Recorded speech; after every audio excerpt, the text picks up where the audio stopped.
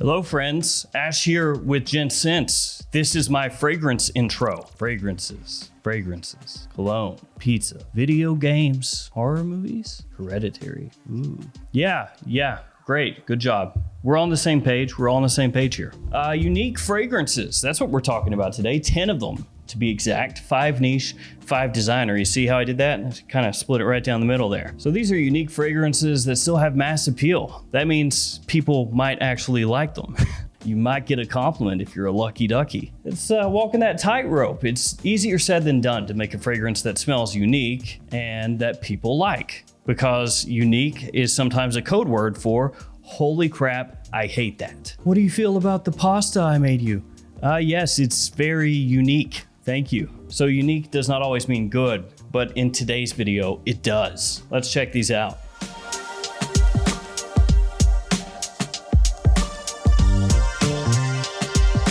I'm gonna start with the MANCERA. Today, it's Aoud Lemon Mint. An interesting name, an interesting idea. You could say lemon and mint go together like peanut butter and jelly. Sure, that makes sense. Citrus and mint, very fresh, nice. And then you throw Aoud in there and everyone just kind of does a double take. Like, are you sure that's a good idea? It doesn't seem like it. It's like when you add alcohol to something, it doesn't always make it better. This one though does work very well. It is a bit thick, a bit heavy potentially for summertime use, but it is nicely balanced with some sweetness in there. When I say some sweetness, I mean a lot of sweetness. It is though a nicely appealing fragrance. Like many MANCERAs, it has fantastic performance. It lasts a long time, it projects heavily, so you don't have to worry about whether people can smell you or not. And it's one that my wife has really grown to love over the years, so Aoud Lemon Mint I'm gonna have to give a big thumbs up to. And being a MANCERA, it's not all that expensive from discounters either. Or you could shop at twistedlily.com and use the code GENTS10 to save yourself 10% off. Seamless transition unlocked. And I don't know if you can tell or not, but I got into some poison ivy. So that has nothing to do with today's video, but if you're wondering why the Band-Aid, that's why. Let's go designers next. PRADA Luna Rossa Black. This one is a favorite of mine. Again, decently sweet here, a little bit powdery potentially, depending on how you perceive fragrances. It smells fantastic. Luna Rossa Black, one of my favorite fragrances that PRADA has ever done. And I've spoken about this a number of times about how this smells pretty unique in the grand scheme of things in terms of what designer fragrances are on the market nowadays. But if you take into account discontinued fragrances, it would not be quite as unique anymore, because this one does have a similarity to Midnight in Paris and Bulgari Black. But both of those are now discontinued and much more expensive. So this one has stepped in and filled that void, that hole in my soul that was left when those ones were unceremoniously done away with. Luna Rossa Black gonna be an amazing evening fragrance for fall and winter time. The tonka in there smells great, and the Angelica gives it a little bit of a different twinge, again, than most other fragrances on the market. After that, DIPTYQUE, and I'm going to be talking about Volutes.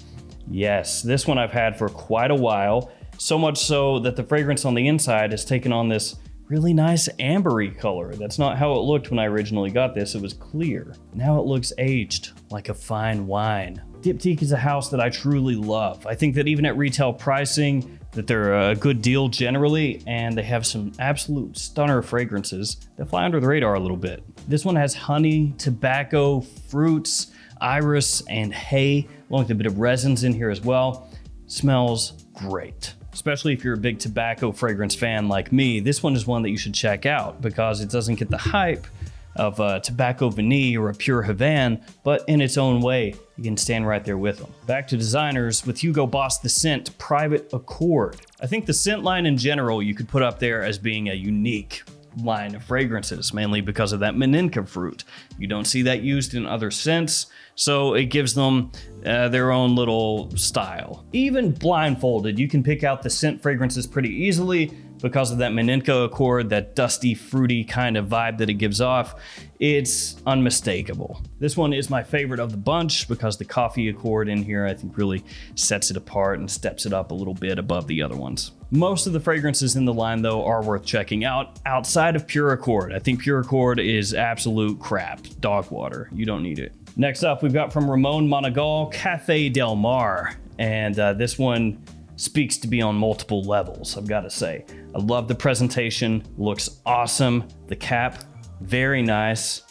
magnetic as well. Just the whole presentation is clean, it's classy, looks great. And then you put the Cafe Del Mar on there, you put the Ibiza on there, and now you're speaking to me. Now, some people are gonna get that, some people are gonna agree with that, other people are gonna go, Ibiza means nothing to me, Cafe Del Mar means nothing to me. Back in the day, when I was younger and I was listening to trance music and house music when it was still kind of underground in the US, I mean, not really, but kind of, you would hear about Ibiza, you would hear about Cafe Del Mar. There was even a song named Cafe Del Mar, and it was this place that I was never going to get to go to, basically, like this magical, fantastical place that only existed in my dreams or something. Now I'm older and I could hop a flight over there, so it's not as mystical, I guess, but still. Now the note breakdown on this is pretty strange. I mean, there's no real way around it. It's kind of funky. So you have seaweed and sand. I guess you could kind of put those together in a way, right? Like a beachy vibe. Ambergris. Okay. Lavender, apple, and then coffee. So that's kind of the outlier. But then I guess in the grand scheme of things, it makes sense. You're trying to tie in Cafe Del Mar with the island of Ibiza, and you're trying to get all these different notes of these different ideas and parts of that place and putting it into a scent. It's a marine fragrance. It does have a little bit of that oceanic vibe to it. It smells really nice, different change of pace. It smells great coming off my skin, but I will say that if very marine kind of fragrances don't work well for you, this one might not. Up next, Black XS from PACO Rabanne, now the redheaded stepchild in the PACO Rabanne clubbing line, which is not a real thing, but I'm just saying 1 million and Invictus. A lot of people would think of those as clubbing fragrances, and this one is kind of forgotten now. It is sweet, like you would expect from PACO Rabanne. It is sweet, it's strong, it makes no bones about it, it doesn't apologize, it's in your face, it wants attention. Look at me, look at me, look at me. It's Black XS. It's got lemon, praline, cinnamon, and some woody notes in there. This one I actually prefer smelling over Invictus. I would rather smell this, and I would rather wear this than 1 million, even though I know 1 million is a much bigger fragrance on the whole and a much more important release. But if you're looking for a fragrance that flies under the radar, that's great for a night out, especially in fall or winter, that's very sweet, that can command attention, check this out. Now a little Montale. We got MANCERA earlier, now Montale. Honey Aoud. It's got the little dangly Montale right there that just really classes the bottle up, I gotta say. Super nice. Honey Aoud has long been my favorite Montale oud fragrance. It has that sort of screechy oud feeling to it, that vibe that you get from so many Montale ouds, but thankfully it's balanced out a bit by that honey.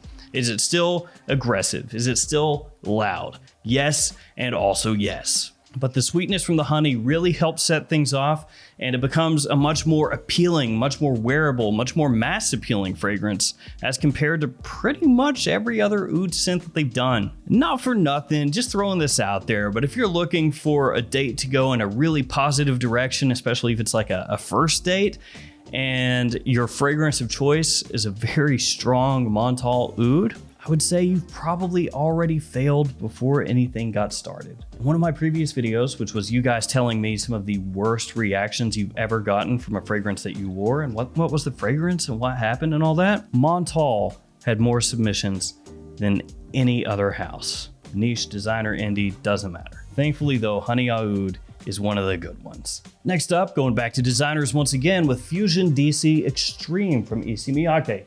This is a wonderful house, especially from discounters, because they'll get marked off quite heavily a lot of times, which is something that MIYAKE is probably not pumped about, but my bank account is. Oftentimes, the best fragrances from the house, though, at least for me, are gonna be their cool weather fragrances. This one, though, more of a warm weather scent, and it has a heavy leaning on coconut. Mint, coconut, lavender, cardamom, bit of citrus, and woods are some of the notes in the fragrance. And I would say if you can, go for Fusion DC Extreme over the original Fusion DC if you're only gonna get one, because this one's a bit better. And of course, one of the things that makes this unique is the coconut.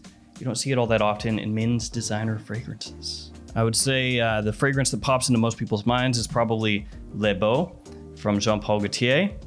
But then once you go past that, there's not a whole ton. Spring, summer, early fall. This one, a really nice choice, helps set you apart a bit. Last niche fragrance, Masque Milano Tango. Bottle is rinky dink. It does not hold all that much within, but it does pack a punch. As you can probably tell by looking at the coloration of the fragrance within the bottle here, it's very ambery and spicy, a little bit woodsy. It's a fragrance I'd consider unisex, leaning a little bit more toward the masculine side of things, and it absolutely shines in the fall and winter time. One of my favorite fragrances from the house. So if you wanted to check Masque Milano out, I think this is probably where you should start, or at least this is one of the ones you should start with. All right, last fragrance, Tere d'Hermes Eau Intense Vetiver. And yeah, even though it's a Tere d'Hermes flanker, I still think that this is pretty unique compared to what most people are wearing nowadays. Just go ahead and check out those bestsellers on Macy's. Go ahead and just sort by bestsellers, take a look at the first page or two, and then get back to me.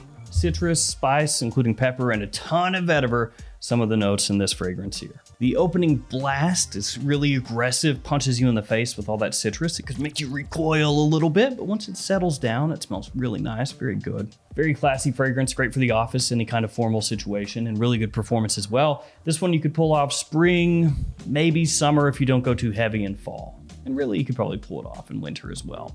Slightly mature leaning, which does happen with vetiver fragrances, vetiver forward fragrances. A lot of people will think of those as more old school.